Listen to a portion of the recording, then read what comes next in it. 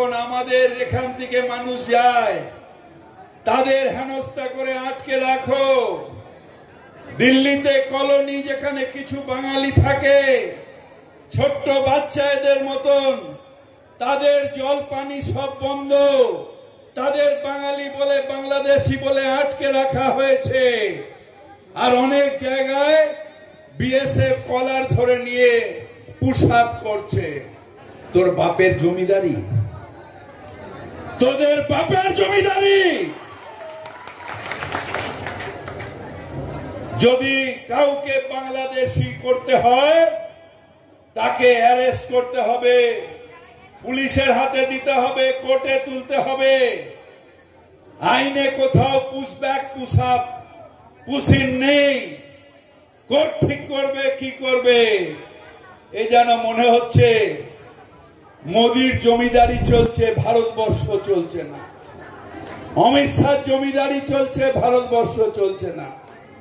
আর এগুলো যেগুলো আছে এখানে এদেরকে নিয়ে কি বলবো, এরা তো ছাগলের থার্ড বাচ্চা।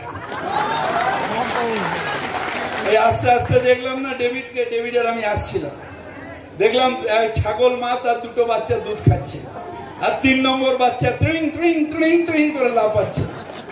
এইখানকার যেগুলো সেগুলো হচ্ছে ছাগলের থার্ড বাচ্চা। এসে তাং তাং তাং তাং কোথায়? এখন তো পরিবারগুলোকে দেখছিস না, এখন তো শামশেরগঞ্জের পরিবারদের দেখছিস না। তাদের রিবিল্ডিং এর ব্যবস্থা কে করে দিয়েছে? মমতা ব্যানার্জি করে দিয়েছে। তাদের কিভাবে জীবিকা চলবে কে করে দিয়েছে? মমতা ব্যানার্জি করে দিয়েছে।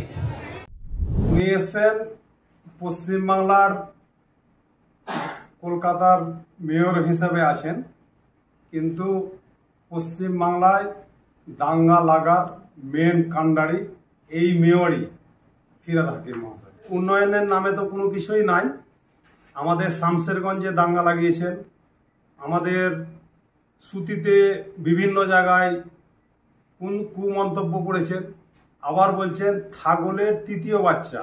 ছাগলের তৃতীয় বাচ্চা বলতে আমাদের কলকাতার মেয়র হাকিম, আর 2 নম্বর বাচ্চা হচ্ছে ভাইপো, আর 3 নম্বর বাচ্চাকে আপনারা ভালো করেই জানেন বীরভূম ডিস্ট্রিক্টের, আর ছাগলকে সেটাও আপনারা বুঝতে পারছেন পশ্চিমবাংলাবাসী।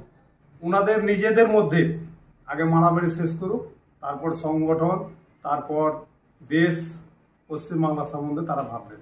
এই ভারতবর্ষ প্রথমত ঋষিমুনিদের দেশ ছিল, তারপরে এই ভারতবর্ষ রাজতন্ত্র ছিল। বারবার আক্রমণ করেছিল বিদেশি শক্তি। সেই শক্তির বংশধার আমি বলবো আমাদের পশ্চিমবাংলার মেয়র ফিরহাদ হাকিম। আজকেও তিনি রোহিঙ্গার মতো পশ্চিমবাংলায় কাজ করছেন। আমরা আমাদের স্বাধীন ভারতবর্ষের পশ্চিমবাংলাকে বিচ্ছিন্ন করার জন্য প্রতিনিয়ত প্রত্যেক জায়গায় এই উস্কানিমূলক কথা ভাষণের মাধ্যমে দেখা যায়। পশ্চিমবাংলা থেকে যেদিন চলে যাবেন তার ব্যবস্থা তিনি করে রেখেছেন নিউ ইয়র্কে।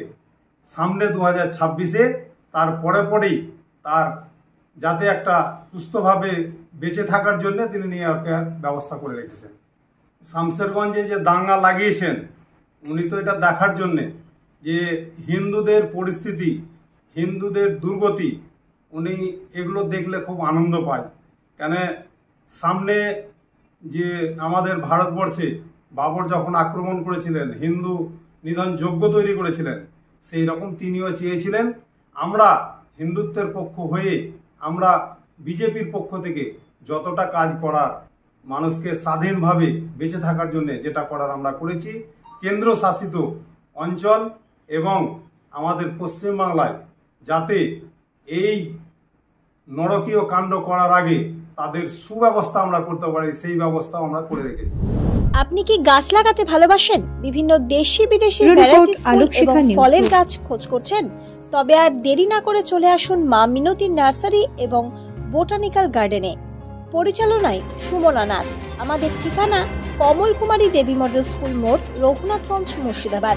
মোবাইল নাম্বার 8348857572 অথবা 9732447572। স্বপ্না কম্পিউটার, যেখানে আপনি পাবেন একই ছাদের তলায় বিভিন্ন নামি দামি branded computer, desktop, laptop, keyboard, printer, সিসিটিভির মতন আরো অনেক কিছু। তাই আর দেরি না করে আজই চলে আসুন আমাদের ঠিকানায় স্বপ্না কম্পিউটার, রঘুনাথগঞ্জ বাস স্ট্যান্ডের বিপরীতে, মুর্শিদাবাদ। অথবা বিশদে জানতে আজই কল করুন 9735388488 বা 9732844398 এই নাম্বারে। আলোকশিখা গ্রুপ নিউজের যে কোনো সাংস্কৃতিক অনুষ্ঠান এবং খবর দেখতে ইউটিউবে সাবস্ক্রাইব করুন। সাবস্ক্রাইবের পর বেল আইকনটি অবশ্যই প্রেস করতে ভুলবেন না।